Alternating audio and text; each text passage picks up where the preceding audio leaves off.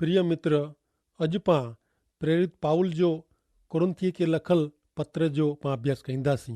पहलो कुरिन्थीअ खे पत्र तंहिंजो पहलो अध्याय ने तंहिंजी पहली ॾह कलम अॼु जो अभ्यास में पां ॾींदासीं।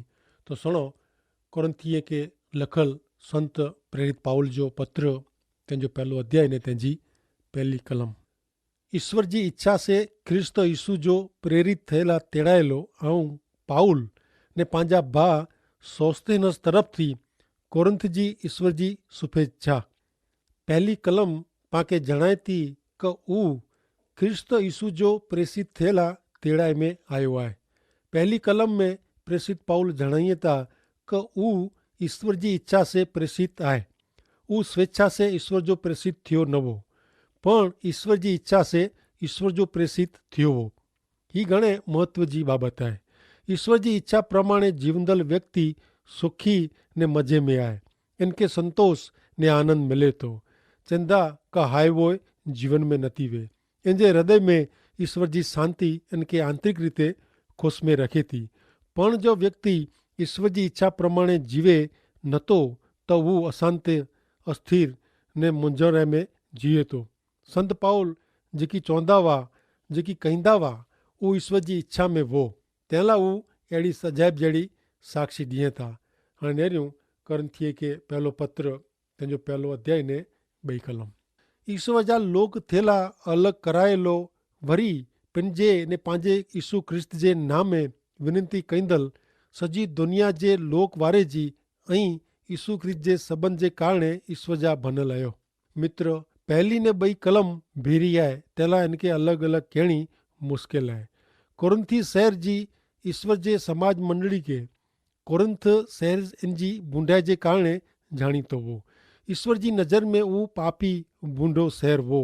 तंहिं छतां अहिड़े लोक में जा प्रभु यीशु ख्रिस्त मथे विश्वास करींदड़ लोक हाणे ईश्वर जा लोक आहिनि, अलॻि करायला ईश्वर जा लोक तरीक़े जाणीता थिया आहिनि। कुरिन्थी जी ईश्वर जे समाज जी मंडली हुई, जंहिंमें कुरिन्थी वासी ने जगत जा लोक एतिरे कि दुनिया जे धोरणू अलॻि करायला विश्वासु बने लोक हुआ ऐं ईश्वर जा लोक थियला अलॻि करायला आयो ऐं ईश्वर मार्फते ने ईश्वर ला हिन पृथ्वी में जा अलॻि करायला आयो ऐं जगत में आयो, पण आमे जगत न हुअणु खपे। प्रिय मित्र, ऐं किथे आयो उहो महत्व जो न आहे, पण ऐं प्रभु यीशु ख्रिस्त में आयो कि न उहो महत्व जो आहे। प्रभु यीशु ख्रिस्त में व्यक्ति गमे उते वेह, पण जो उहो लगातार प्रभु यीशु ख्रिस्त में ज रहे तो वो लगातार प्रभु यीशु ख्रिस्त लाज जीवे थी ने तंहिं पोइ संत पौल जणाइए था कि अलॻि करायला यीशु ख्रिस्त में अलॻि करायला शब्द जा घणे अर्थ थिए था, पण इन जो अर्थ मूल अर्थ उहो आहे कि हिन पापी दुनिया में जा ईश्वर ला अलॻि, जंहिंमें नैतिक शुद्धता ने ईश्वर ला उपयोगी आई। प्रभु यीशु ख्रिस्त जिन व्यक्ति के पाप जी माफ़ी ॾिनो हुयो उहो हाणे शुद्ध आई ने तंहिंला हाणे लगातार इनके प्रभु यीशु ख्रिस्त में रहिजो आहे। तंहिं भेरो इनके हाणे प्रभु यीशु ख्रिस्त जी इच्छा में जीवे जो आहे। उहो ईश्वर ला अलॻि करायली व्यक्ति आहे। हाणे नेरियूं अॻियां पहलो कुरिन्थीअ खे पत्र तंहिंजो पहलो अध्याय ने 3 कलम। हिते लिखनि था कि पंहिंजा ईश्वर पिता ने प्रभु यीशु ख्रिस्त आके कृपा ने शांति ॾियो। हिते संत प्रेरित पाउल शांति ने कृपा शब्द जो उपयोग कइए था। पंहिंजा ईश्वर पिता ने प्रभु यीशु ख्रिस्त आके कृपा ने शांति ॾियो। कृपा ने शांति हिकिड़े ॿिए साथे अचे थी। ग्रीक दुनिया में ख़बर अंतर ने पुछे टाणे ने शुभेच्छा ॾींदे ताणे कृपा शब्द वापरे में अचींदो हो। जॾहिं शांति शब्द ला यहूदी लोक में ने हिब्रू भाषा में शालोम शब्द वपराजे थो, जेको शुभेच्छा ॾींदे टाणे धार्मिक रीते वापरांदो शब्द आहे।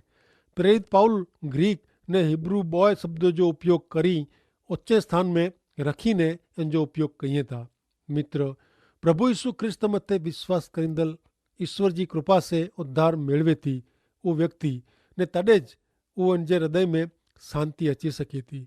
ईश्वर जी कृपा मार्फते माण्हू उद्धार तारण का मुक्ति मेळवे थो ने इनमें ईश्वर जो प्रेम कम करे थो ऐं करो प्रभु यीशु ख्रिस्त के आंजा हिकिड़ा मात्र मुक्तिदाता तरीक़े स्वीकारियो आहियां। कोरो आंजा पाप प्रभु यीशु ख्रिस्त मथे विझाए में आया आहिनि। कोरो ऐं प्रभु यीशु वटि आंजा पाप क़बूल कयो आहियां।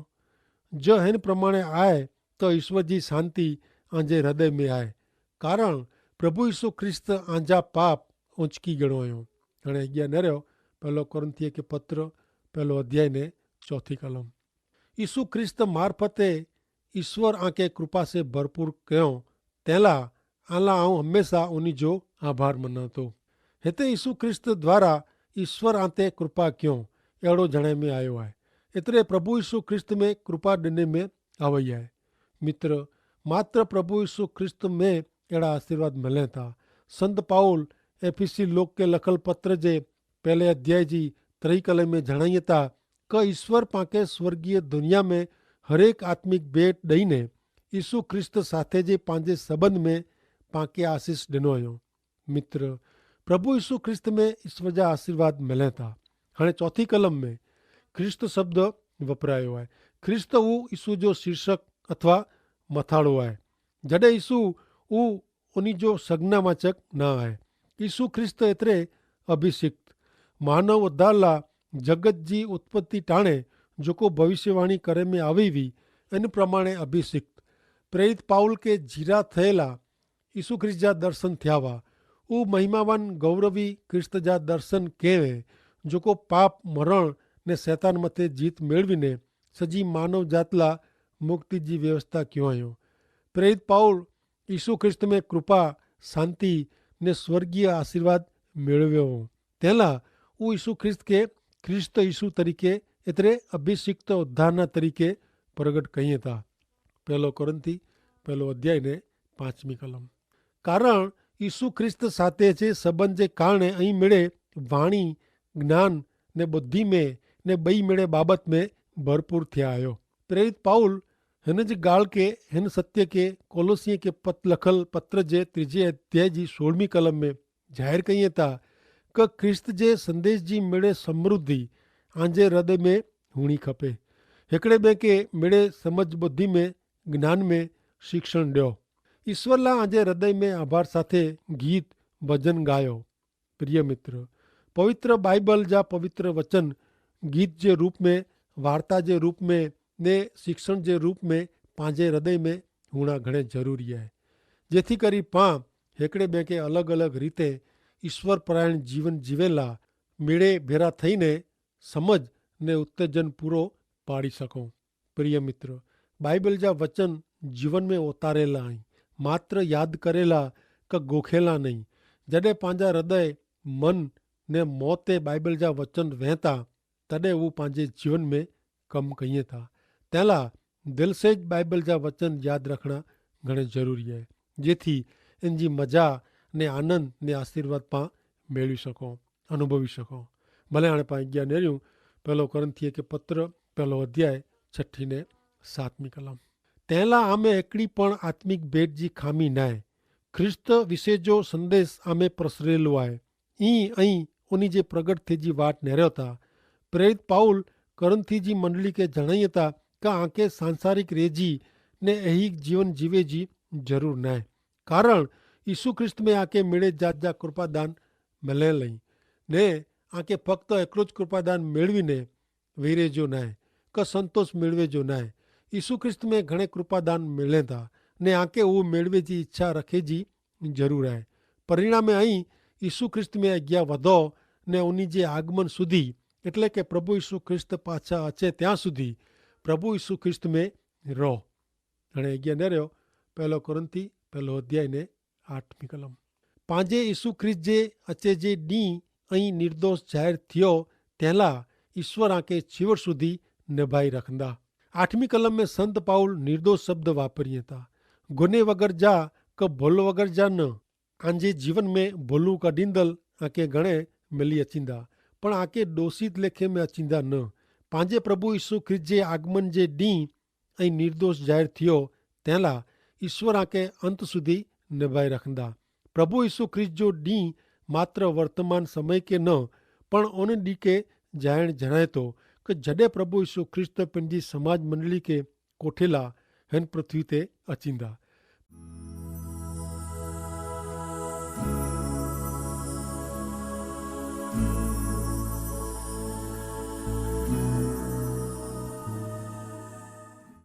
प्रेरित पाउल संत हिन बारे में हिन पत्र में वधु माहिती ॾिए था। मित्र, हाणे पाण पाउल जी शुभेच्छा ने आभार मने जी छिल्ली कलम वटे अची रहिया आहियूं।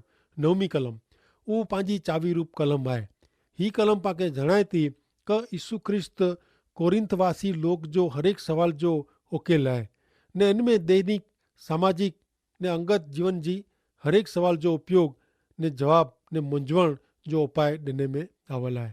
प्रभु यीशु ख्रिस्त इन जो जवाब आहे। सवाल जेको कोरिंथी समाज मंडल में वाह, अहिड़ा सवाल अॼु पण आहिनि ने इन सवाल जो जवाब अथवा मुंझवण जो उकेल प्रभु यीशु ख्रिस्त जे टेम में वाह अहिड़ा अॼु पण ॾेखारिजनि था। सुनो 9वीं कलम, पहलो कोरिंथीअ खे पत्र, पहलो अध्याय ने कलम 9। पंहिंजे पुत्र यीशु ख्रिस्त पंहिंजे प्रभु साथे संगत रखेला उन्ही के आमंत्रण ॾींदल ईश्वर भरोसा पात्र आहे। मित्र, कोरो ऐं हिन ॻाल्हि ते ध्यानु रखियो आहियो कि यीशु ख्रिस्त के हिते घणे व्यवहारिक रीते प्रगट करे में आया आहिनि। प्रभु साथे संगत रखेला, प्रभु यीशु ख्रिस्त साथे जी संगत, प्रभु भोजन जे बारे में ही शब्द वपरायो आहे। प्रिय मित्र, जॾहिं पाण प्रभु यीशु ख्रिस्त भेरा वडर में उचकाए वेंदासीं तॾहिं स्वर्ग में उन्ही भेरा संगत थींदी, जिते पाण ईश्वर जे हरेक आशीर्वाद जा भागीदार थींदासीं। तंहिं लाइ हिन पृथ्वी मथे पण पाण लगातार यीशु ख्रिस्त में रहीने ॿिया विश्वासीअ खे पण हरेक रीते संगत में भागीदार बनाए जाई। पाण खे स्वार्थी ने हिकला रहिजो न आहे। तीअं अहिड़ो करे से आत्मिक नुक़सानु थिए थो। अचो पाण हाणे हिन अध्याय जे ॿिए विभाग तरफ़ अॻियां वधूं, जंहिंमें क्रूस ते जड़ायल ख्रिस्त केंद्र स्थाने आई त विश्वासीअ में जूथवाद में सुधारो थिए थो। उहो मूल वीचार आहे ने हिन हरेक कलम में प्रभु यीशु ख्रिस्त एतिरा ज व्यवहारू ने वास्तविक आहिनि। 9 कलम में 9 वार प्रभु यीशु ख्रिस्त जो ना ज़ाहिर करे में आयो आहे। मित्र, प्रभु यीशु ख्रिस्त गई काल, अॼु ने आवती काल अहिड़ा ने अहिड़ा ज ईश्वर आहिनि। सवाल जेको अगाउ जे ज़माने में वाह, उहो सवाल भविष्य में पण हूंदा ने सवाल ने मुंझवण हेवर ऐं सन करी रहिया आहियो, इन जो हिकिड़ो मात्र जवाब प्रभु यीशु ख्रिस्त आई। आगे ॿई कोई पण व्यक्ति क वस्तु क सिद्धांत क मान्यता मथे न, संजोग ने हालत मथे न, पण हमेशा प्रभु यीशु ख्रिस्त मथे ज आधार रखे जो आहे। कुलाए त इन जो जवाब आहे आके आमंत्रण ॾींदल ईश्वर भरोसा पात्र आहे। ईश्वर भरोसा पात्र आहे ने पाण खे प्रभु भेरा संगत रखेला आमंत्रण ॾिने में आयो आहे। ही ॿई ॻाल्हि घणे महत्व जी आहे।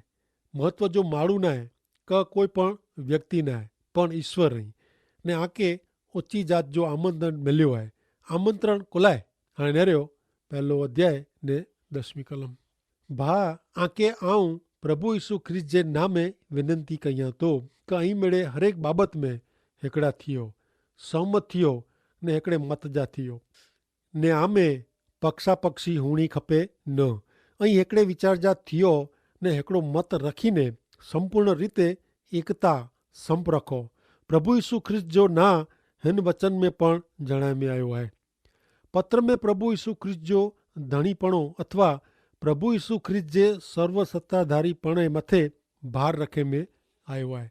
जो प्रभु यीशु ख्रिस्त पंहिंजे जीवन में केंद्र स्थाने आहे त पंहिंजे मिड़े सवाल जो उकेल उहो पिंडिज करींदा। पण हक़ीक़त उहा आहे कि पाण प्रभु के केंद्र स्थान रखे जे बदिले पिंड अथवा ॿई व्यक्ति का वस्तु के रखूं था। व्यक्तिगत, कौटुंबिक का पोइ सामूहिक समाज मंडली जे जीवन में प्रभु यीशु ख्रिस्त केंद्र स्थाने न आहे, तंहिं लाइ घणे गंभीर भूलूं उभी थिए थियूं। प्रभु यीशु ख्रिस्त के पंहिंजे जीवन जा स्वामी ने प्रभु बनाइणा उहो घणे महत्व जी बाबत आहे। ऐं मिड़े हरेक बाबत में हिकिड़ा थियो। इन जो अर्थ अहिड़ो न आहे कि मीणी के हिकिड़ी ज ॻाल्हि चवणी जाणे पोइ उहो योग्य वे क न वे न। इन जो अर्थ अहिड़ो थिए थो कि पाण खे हिकिड़े ॿिए खे शब्द से ॾोखी करे जा नहीं, हिकिड़े ॿिए साथे झगड़े जो न आहे, हिकिड़े ॿिए जो नकार करे जो न आहे।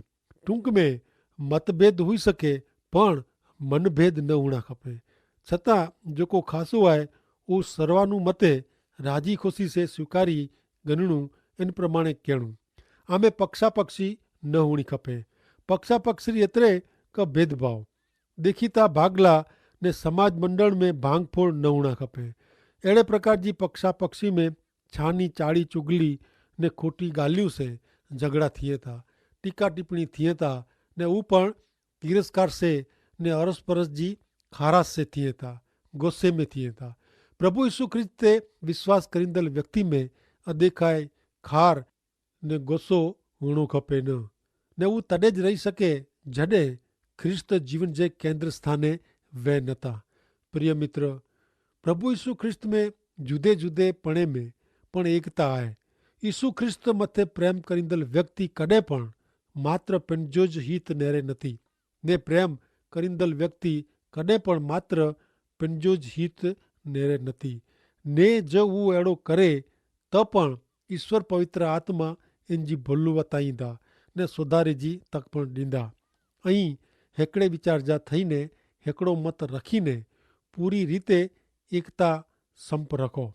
जीवन में ख्रिस्त केंद्र स्थाने वें तो अरस परस कोई ऊंच नीच न है, कोई वधारे के ओछो न है। हिकिड़े शरीर में अलग अलग अंग आहिनि ने तंहिं छतां हरेक अवयव अथवा भाग अथवा अंग घणे महत्व जो आहे। तीअं शरीर में रहेल व्यवस्थित हृदय घणे महत्व जो आहे। इन भेरा ॿिया अंग पण ईश्वर के हरेक अंग के इन जी जॻह ते घणे हेतु लाइ रखियो हुयो। कॾहिं पण हिकिड़ो ॿिए अंग नूं नाराज़ थिए नथो, पण हिकिड़े शरीर जा अलॻि अलॻि अंग पंहिंजी रीते कमु कनि था। हीअ आहे एकता। ज प्रभु यीशु ख्रिस्त पंहिंजा सिरपति आहीं त पोइ पांखे बाह्य के आंतरिक अंग से पिंडला कमु करे जो न आहे, पांखे सॼे शरीर लाइ ख्रिस्त लाइ कमु करे जो आहे ने उन लाइ जीवे जो आहे ने तंहिं लाइ ईश्वर पिता पा मिणी खे आशीर्वाद ॾियो।